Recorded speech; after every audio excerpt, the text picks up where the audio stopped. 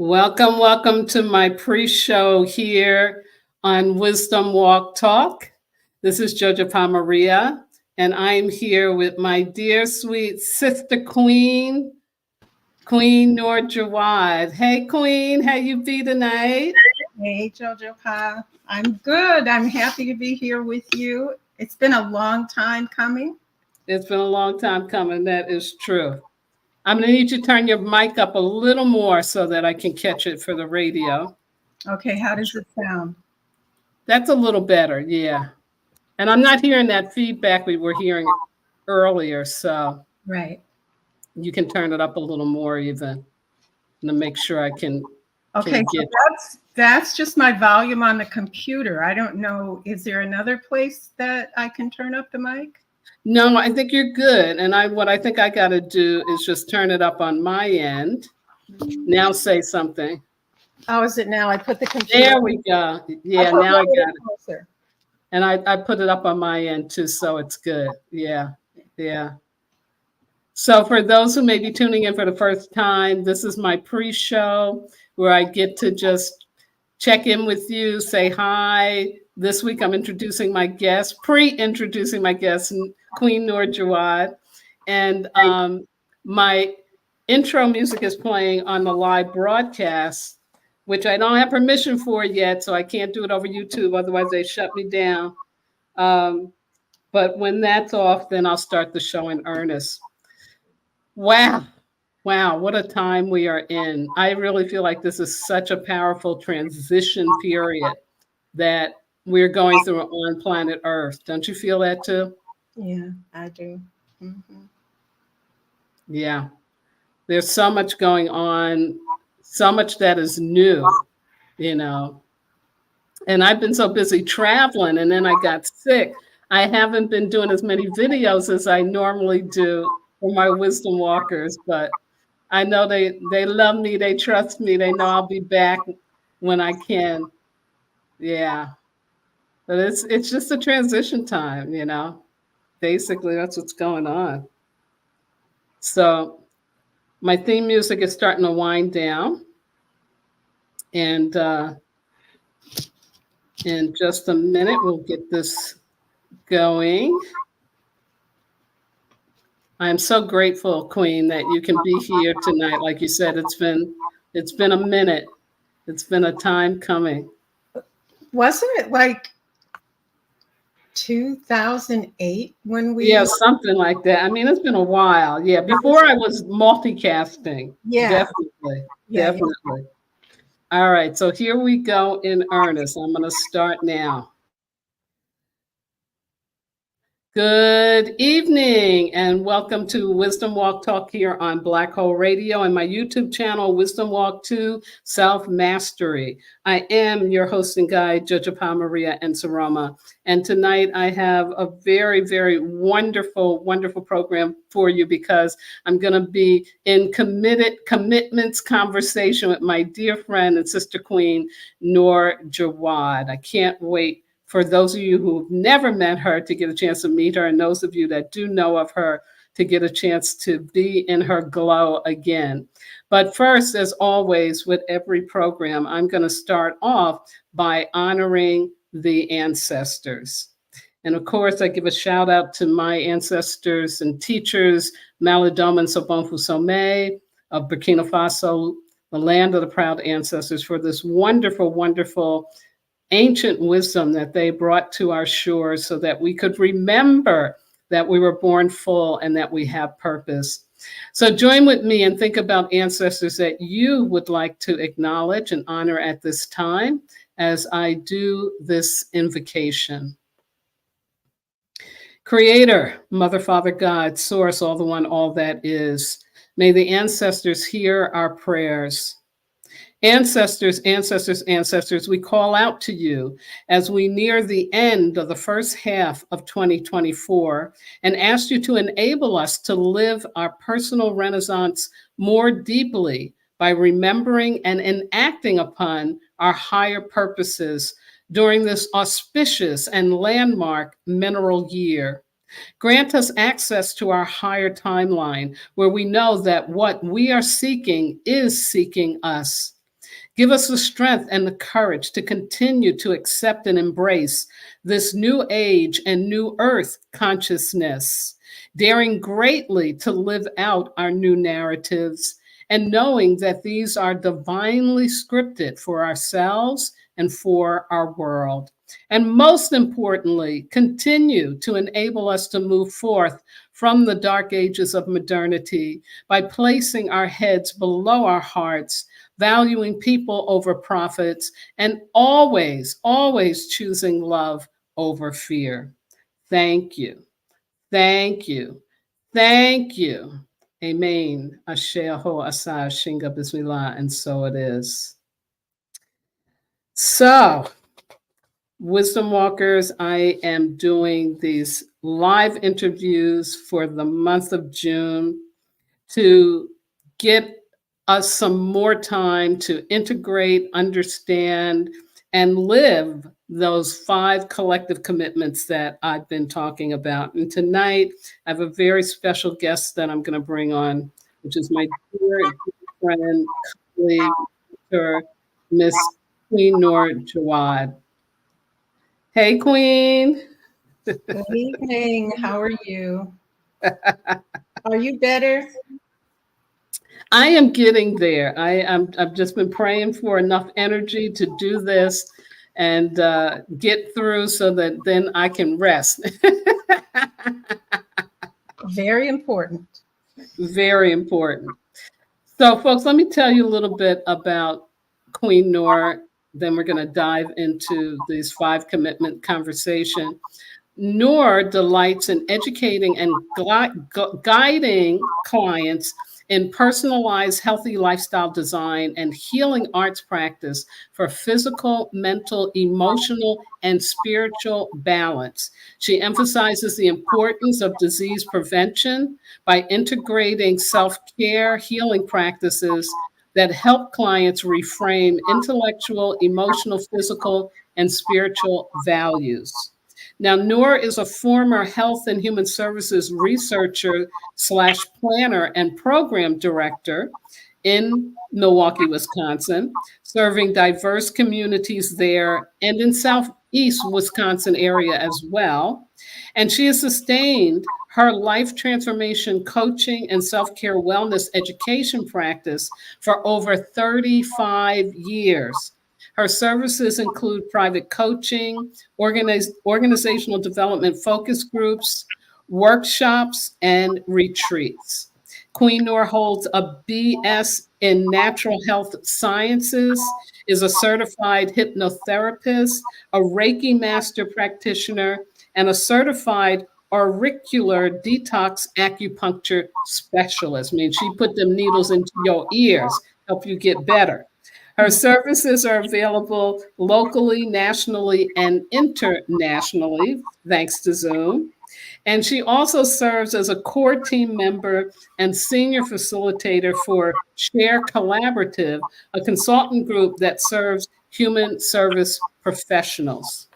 And Noor and I have known each other for 30 years. Yeah. Back in Milwaukee, where we met, admiring each other's work and each other's ability to be on the cutting edge and understanding spiritual intelligence before that word was even part of the regular vernacular. Right. So, Queen, thank you. Thank you for being on the show. Thank you. I really appreciate this opportunity to be here evening. It's evening here for me. I'm in Florida now. And I just am so grateful for the opportunity to connect with your audience as well. Wow. Thank you. Thank you so much.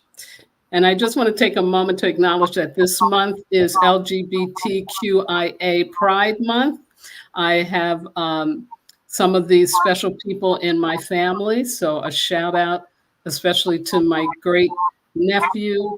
Love you so much, Adrian. You're amazing. And thank goodness we're at a point in human culture where we understand and are able to accept difference in this way. I also want to share with you a quote that I pulled up in thinking about my conversation with Noor, from Mark Nepo. This is from his book of Awakening, which I really love. And it's from a May 5th entry where he talks about our essential clearness. It says, "This is the work of compassion, to embrace everything clearly without imposing who we are and without losing who we are.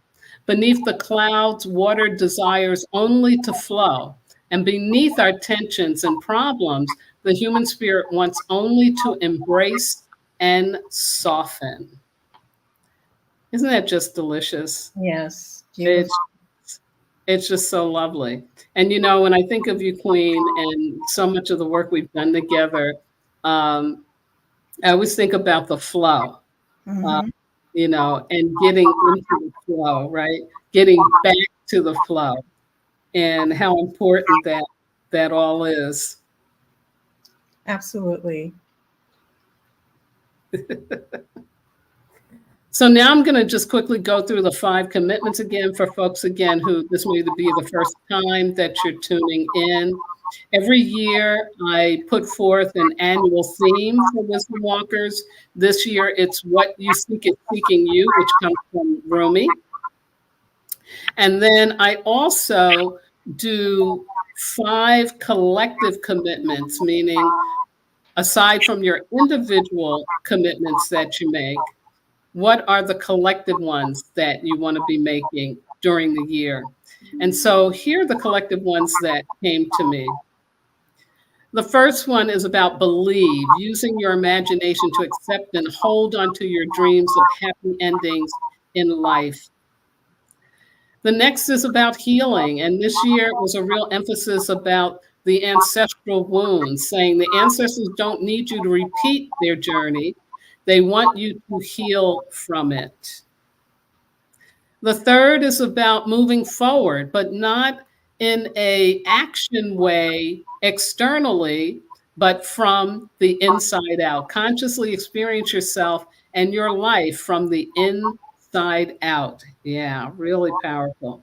The fourth one is about your job is not your purpose.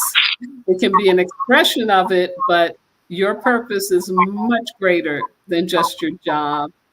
And all of that culminates into the 5th collective commitment, which is about going beyond. Now is the time to experience the more of who you are truly.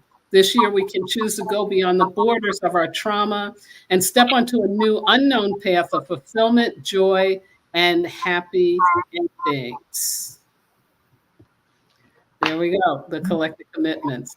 And I just have one quick comment to share from Queen Anika. Hi, Jojapa Noor. Jojapa, there's feedback when you speak. Thank you for letting me know that, Anika. I'm still trying to figure out how to get that out of the way, but we'll do the best we can. Thank you for letting me know. I appreciate it. So, Queen, I've invited you on here to talk about those collective commitments, or just in general, what has been what you've noticed about, the inner work, the growing consciousness, the new earth, the new age since January up until now? Like what's buzzing for you? Good question. With your permission, Queen, what I'd like to do is to, not only for you and I, but for our listening followers and audience, is to begin with just a few cleansing, grounding breaths. And the reason we do this is to reconnect to ourselves, to just kind of come home and get that heart-brain coherent feeling where we're feeling grounded and centered. So I'd like to just guide us in doing maybe 3 or 4 rounds of breath. And you can breathe at your own rate.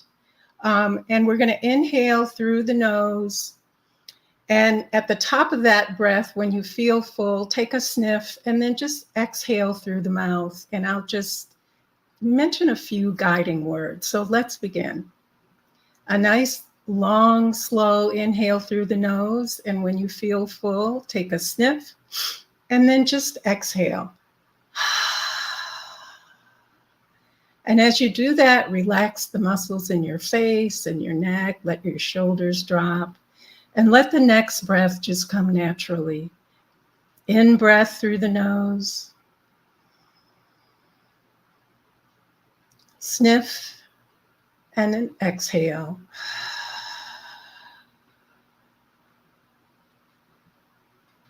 And one more time, slow breath in. When you're feeling full, take a sniff, and then exhale.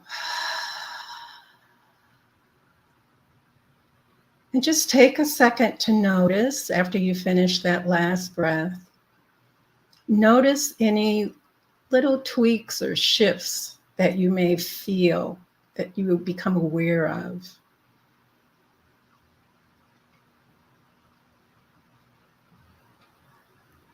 And this practice is one that helps the system, the sympathetic and parasympathetic nervous system, just really calm down.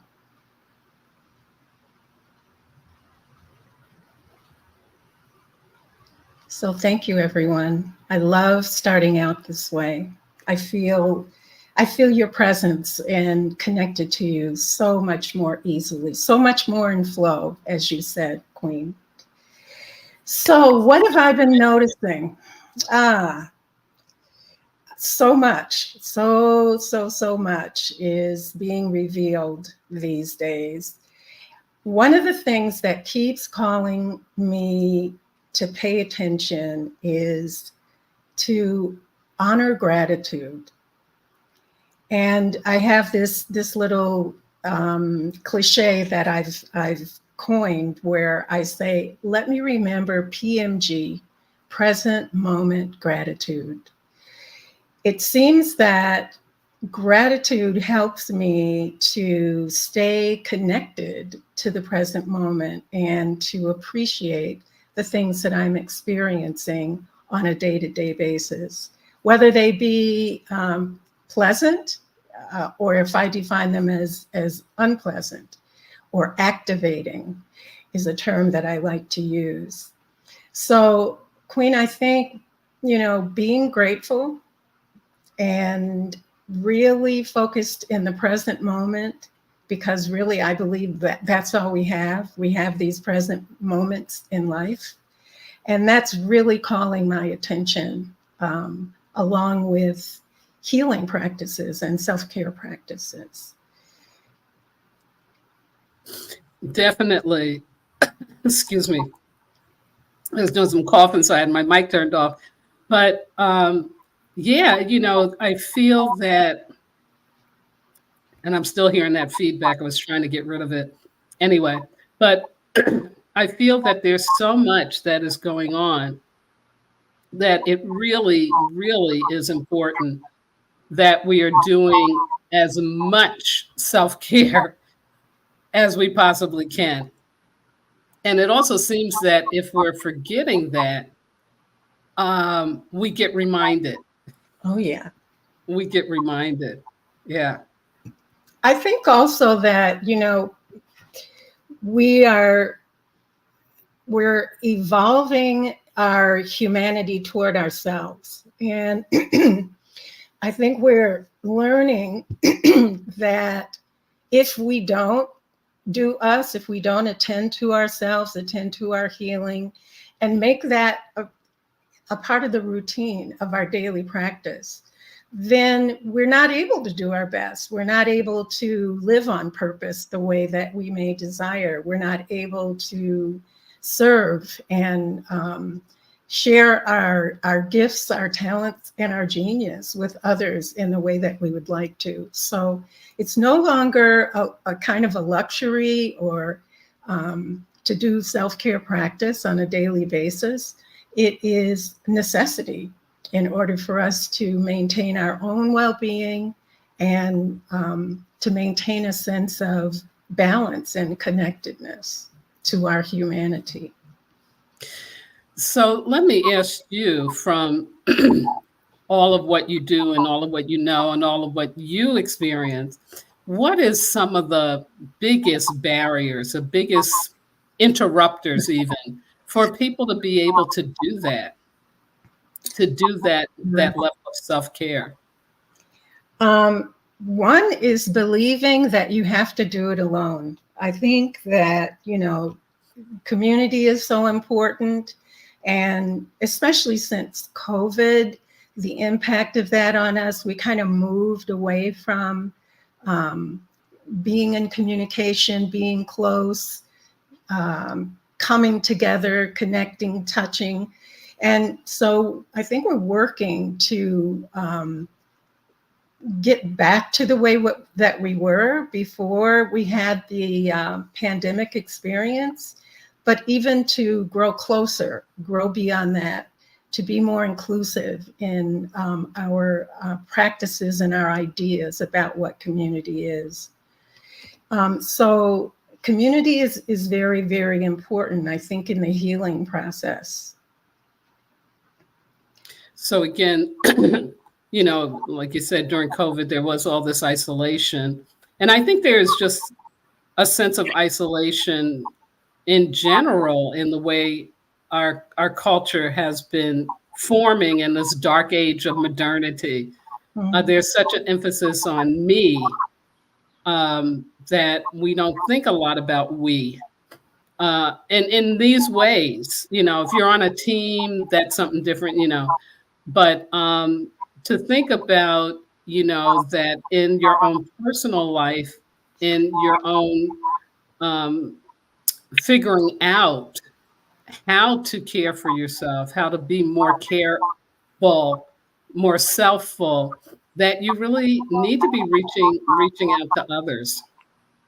Yeah. Yeah. Yeah, And I heard something recently that hey, really, Queen Amina, she's really checking. resonated with me. And that is, we have this, let me just say, it's easy. It has been easy for me to have a perspective that I have to do this, I have to do that, I have to get this done, I have to go here, I have to go there, I have to take care of business. And what I'm learning is that being in the present moment and practicing this PMG, present moment gratitude, it helps me shift that inner dialogue. So, for example, instead of my viewing things or saying that I have to do these things, I begin to shift that or reframe that to I get to. I get to spend this money and share this, knowledge, or I get to take care of my automobile because it needs to have something repaired. And it really helps me to keep my spirit feeling more in flow and more lifted.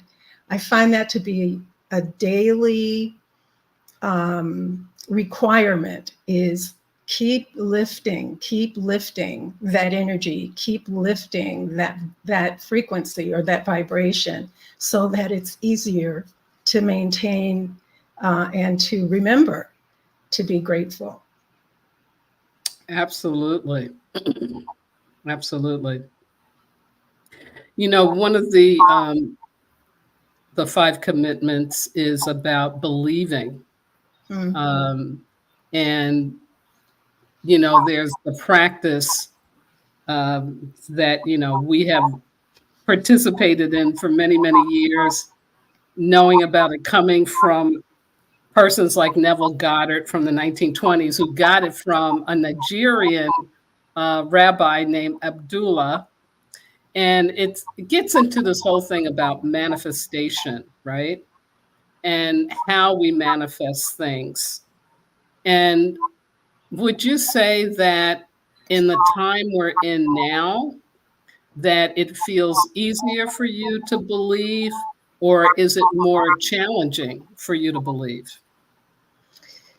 I think the time that we're in now, for me, it is easier to believe because I'm more conscious that about what I'm believing. One of the things that I have recently discovered too, Queen, is that sometimes we don't know what we're believing. We have absorbed a program that's come from someone else or some system or institution that we've been exposed to. Yeah. Maybe even, childhood experiences that we didn't have real cognition about, but we still absorb that and believe certain things about it to be true. And it has influenced our identity, our self-image, our self-identity. And so we don't many times know what we believe until something occurs which causes a activation or a trigger, and it comes up, it comes to the surface. So I believe that those experiences that activate me or trigger, sometimes painful realizations, are opportunities. And I didn't used to believe that. I used to believe in being a victim. I used to feel like when these things happen that are hurtful, that it's because I'm wrong or I did something wrong or, there's something to be afraid of. So now it seems easier to believe in opportunity and possibility. And I think one of the things that makes it easier is we have more language. We have, this access to communicating and getting information at levels that were just unheard of before. Actually, it can even be too much information because the brain is not designed to keep jumping from thing to thing to thing to thing. So, yeah, I think believing in possibility and believing that maybe there is something else there that I didn't see or I didn't know before. And if I explore that, I can go beyond what I already know. Mm-hmm. So it's exciting. And sometimes it can be scary. And it takes a lot of fuel. It takes a lot of energy. So, some of the things that our ancestors could not do in order to heal their trauma, their experience, we now have a responsibility to do those things. Yes. And, you and I have talked many times about the importance of rest, for example, as a self-practice. I've even heard napping be called a something like revolutionary, because we carry in our DNA that our people couldn't do that. You were lazy, or you were going to get whipped, or something was wrong with you, or maybe you were going to get sold because you weren't working hard enough. So, learning to rest helps us to be able to heal, helps us to be able to believe in something beyond what we already know. And you touched on that second collective commitment, which is about healing those ancestral wounds. And sometimes people will ask me about that, like, well, what does that mean? And how do you do that? Of course, and you just gave a really good example of how the wounds can show up, like where we are inhibiting our natural ability to take care of ourselves, to get rest, to take time off, to not go into work when you're sick, like if I felt the way I did yesterday, today, there's no way I would be doing this. No way. But, that's how those wounds will show up, is that we are, not giving ourselves enough of what it is that we need in order to be healthy and well and balanced. Yeah. And I think we're in a culture, that it rewards working yourself and grinding yourself. That means you're a success, or that means you're a leader. And I think that's a part of what is changing, that we don't believe that to be the truth anymore. And another part of that belief is that your purpose and value is measured by how much you do, how much you produce, how much money you're making, what your title is, versus understanding that, we're born with purpose, we're born with gifts, and we must Absolutely. identify what they are and have that reflected back to us by community and family, those that love us and that we Yes, love. That's a part of our service to each other. absolutely. I've started asking myself when I wake up in the morning and I realize, okay, here I am, I'm on the planet again. There is a higher power that made that happen. Yes. I believe it's God who put me here. Again, open my eyes, heart is beating, ears are hearing, all of these wonderful things. And it's my responsibility and my privilege and my honor to ask, what of my gifts can I give to the world today? And I don't know what that is. I don't know how that's going to show up or who's going to show up. But it helps me to set an intention to live from my purpose, which is sharing my gifts, not necessarily my title or the work that I do. Again, and that gets into that commitment about your job is not your purpose. Yes. Yeah. Yeah, because it's so hard to separate that out. You and I watch a lot of K-drama, and for people who don't know, that's Korean drama. And what's so great about it is that it's really more like dramedy, because there's always something comedic going on. They do a great balance. But one of the great things they do is really show and get into, issues what that are impeding their society. And so they show a lot of stuff about the stress that's on, children and teenagers with school. Yeah. Like how you got to pass all those tests if your life is gonna be okay. Or they all have stories of people involved in careers and how they're working themselves to death. Mm-hmm. And so, it's a real global thing that there is this consciousness about there's got to be more to going to work and paying your taxes, that I got to be here for something more than that. And so, let me ask you, Queen, in terms of, where we're at now in 2024, here we're at June, we're at the halfway point. Hmm. What is it that you are seeking or open to experiencing or having in your life, knowing that we're at this point of going beyond? That sounds and feels like it's a trick question.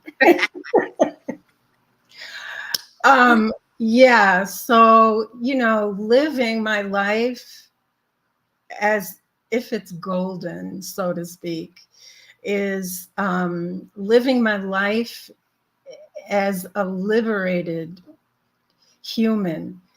And, those statements are pretty broad because they involve so many nuances and so many details that it's important for me to pay attention to.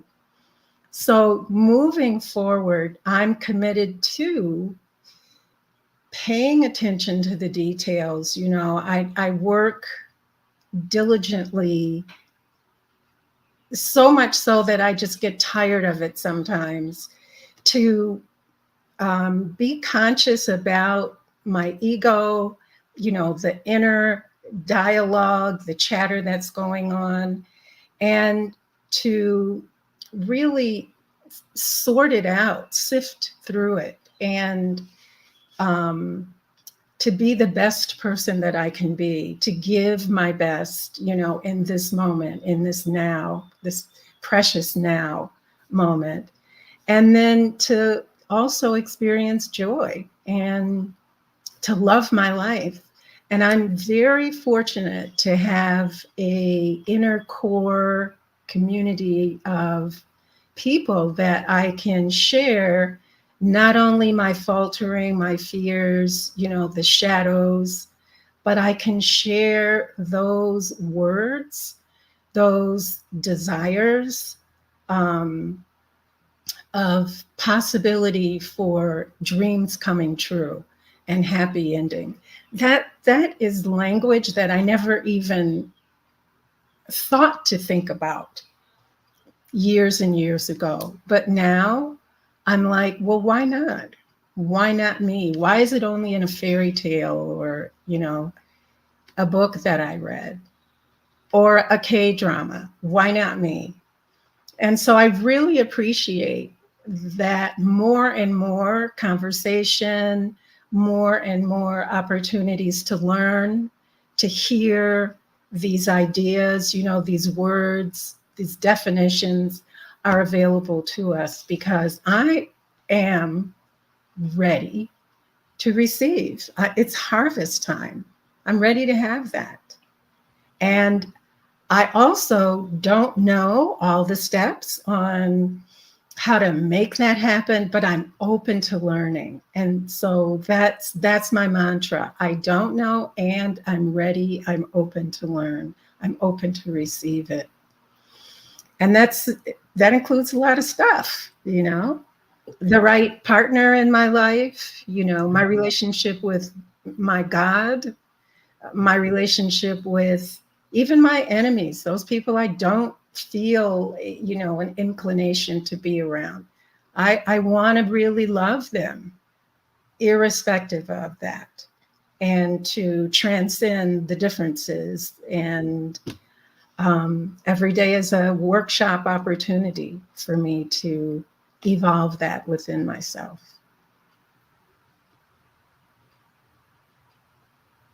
Wow. So eloquently put. I love it. It sounded like I was rambling a little bit. I don't know. It's like, thank you for that eloquently put, because you know what happens, right?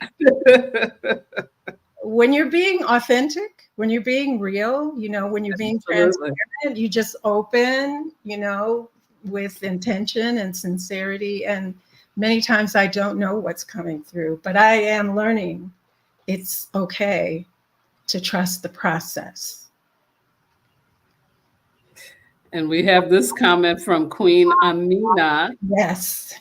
Open mind, open heart, and open will. Yes.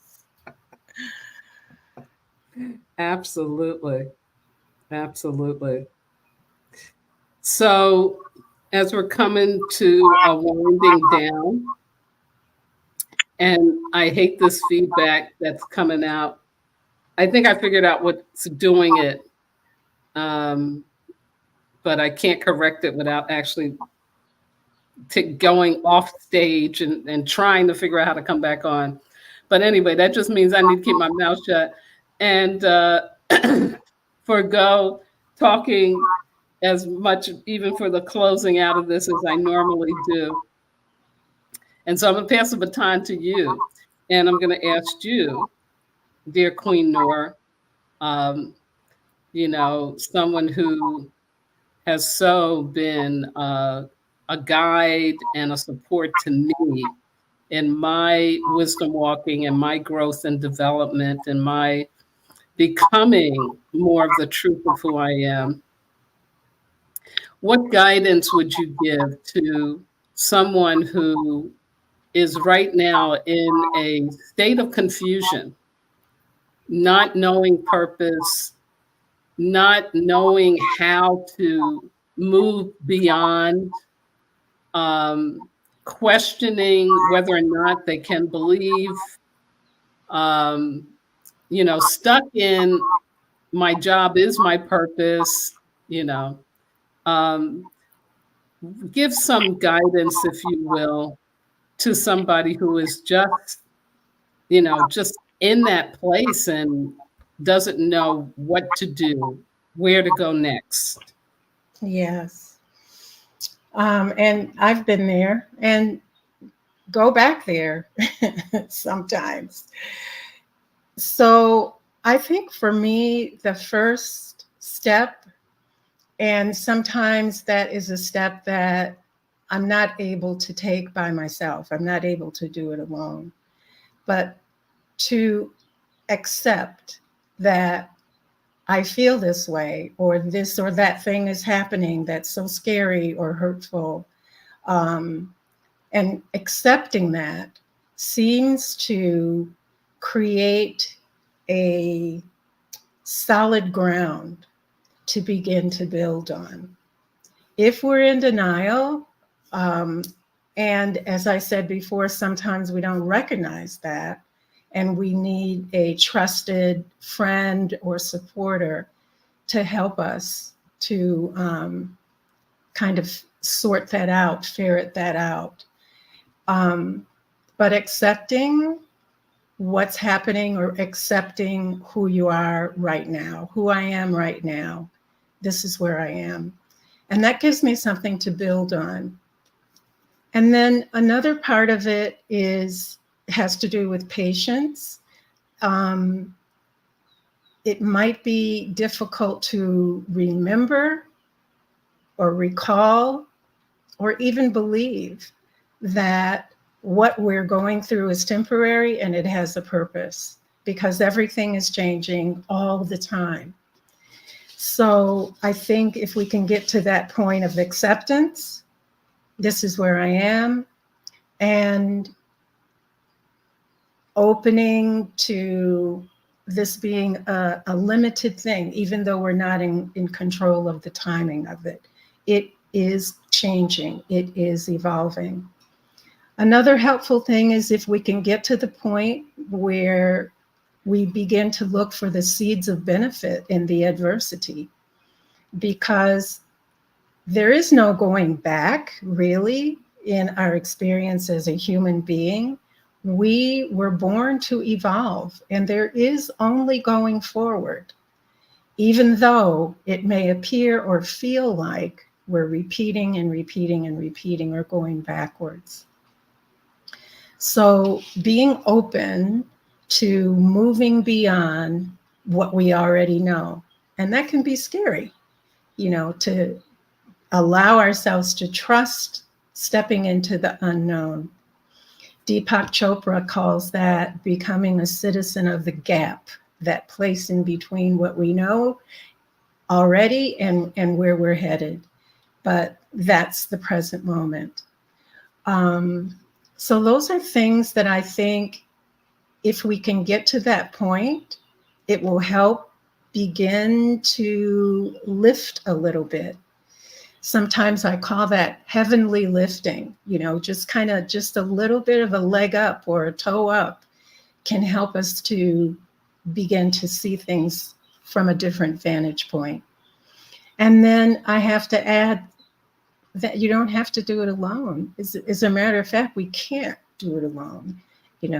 This is about us stepping into a power that's greater than our own, and that has to do with learning to love ourselves and to love each other. So I hope that those are some helpful tips. Accept it. Okay, this has happened. This is where I am. It feels like hell, and that acceptance is really the first step of lifting up out of that. Letting others serve you, that's okay. You don't have to have all the answers. You don't have to be the right or the strong one all the time. Let yourself receive and trust the process. We're not in control of time. Man-made time is minutes, hours, days, years, but we're really not in control of that. So how can I learn to flow with this process? What do I need to do? What do I need to give myself to flow? And then to reach out to others, anyone that is listening, they can always contact you. They can get information on how to contact me and many others that you have, brought us access to help us along in this journey to create more community with each other. And I'm just so grateful. Thank you. This has been wonderful to have this opportunity, to have this time to share with you and whoever may be listening as well. Well, a big, big thank you to you and to all my regular listeners and watchers out there. I couldn't do this without you. Queen Noor, it's just been such a blessing to have you here in this way. I'm so grateful for our friendship and for all of what we continue to move through, grow through, and learn through on this journey of success, as you talk about. Yeah, yeah. It's so mutual. Thank you so And much. I do hope that I will set up this interviewing process again. I'm going to have one more person this month who is Queen Juanita Robertson, and I'll do that next week. But I'd like to set these up more regularly because it's really, really fun for me to have you all come on and do your thing. I just want to always end with saying my great gratitude to my God, my ancestors, my spirit guides, my loving entities, everything that walks with me, keeps my head to the sky, my feet to the ground, and my heart open to do this important work with and for all of you. And yes, I will put contact information for Queen Noor in the description box below the YouTube video, as well as on my Wisdom Walk community page on Facebook. Everyone have a safe, healthy, and happy Mineral Week coming up starting tomorrow, remembering purpose. Don't forget that you still need to take care of yourselves in terms of microorganisms, wear a mask when it's needed, practice safe relating, wash those hands. And as I always, always remind you, please remember that you are not disposable. Why? Because you are divine. Good night now.